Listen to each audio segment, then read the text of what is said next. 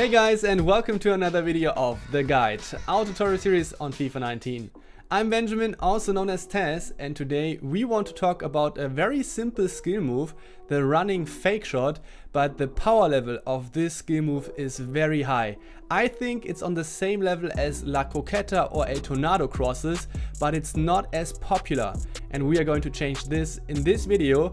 A lot of pros use this skill move at the moment for quite a few months, and now I'm going to tell you in this video how to do it and then in what kind of situations you should use it. And before we start, just a quick reminder, we opened up a Discord and you can join this Discord server for free, and we exchange opinions, thoughts and how to get better in FIFA. So come and join the Discord, the link is in the video description, and now let's start with how to do the running fake shot.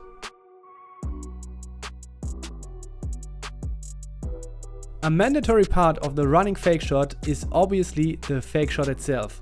To do it, you have to press the shooting or crossing button and in quick succession the passing button to cancel the input of the shot or cross. With the left stick, you determine the direction that you do the fake shot to. To do a running fake shot, you have to be already running in high speed. Now you keep holding the sprint button. This is not mandatory, but from my experience it's easier to get the desired outcome of a running fake shot. Do the input of the fake shot and change the direction of the left stick slightly to the left or right relative to your current direction. One thing is quite important. I prefer to do the fake shot input with the crossing button, but this can lead to a sliding tackle in a loose ball situation. That's why I recommend to do the fake shot with a shooting button, at least in loose ball situations. So for example, when you played a long ball and your player is about to get to the ball for the first time.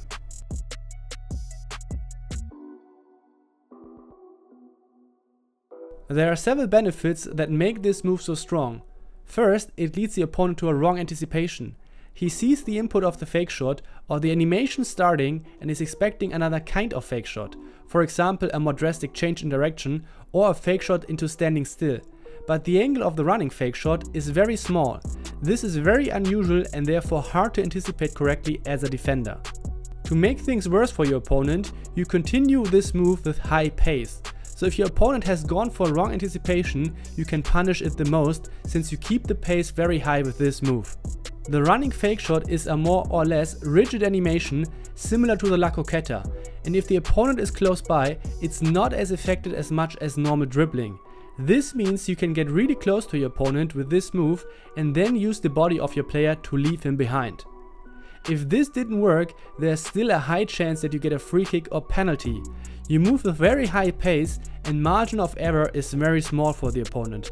If he tackled at the wrong time or wrong direction, he will foul you. The last point was extremely irritating for me when I first started to notice my opponents doing the move. Sometimes your player does get to balls that he shouldn't get because the opponent is in front. I have the feeling that this is because you start an animation and if your opponent isn't doing a concrete action like a pass, you get prioritized. This can totally change certain situations because all of a sudden you're in front of your opponent with ball possession.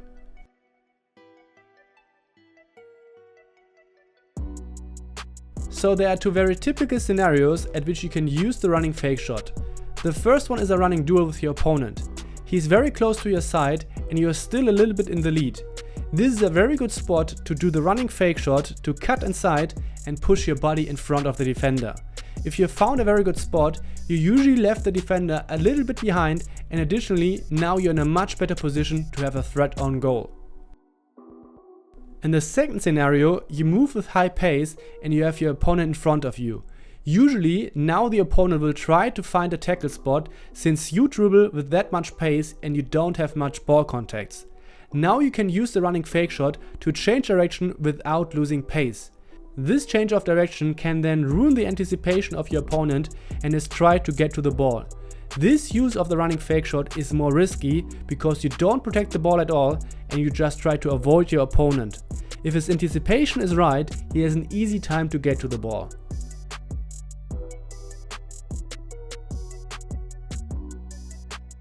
If you're in a running duel and you think about doing a running fake shot, you have to keep an eye on your opponent.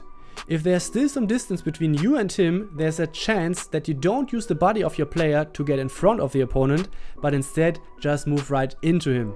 Therefore, sometimes it's a good strategy to have some more ball contacts in high-paced dribbling, let the opponent get closer to you, and then do the running fake shot. This is a classic, at least for me. When you're close to the goal line in a dribbling and go for the running fake shot to cut inside, there might be a decent chance that you run out of play. It's due to the fact that the angle of the running fake shot is rigid and quite small. Sometimes you hope that you can cut inside with a different angle to avoid the goal line, but nope, this is not happening. So be aware with the use of the running fake shot when close to the goal line.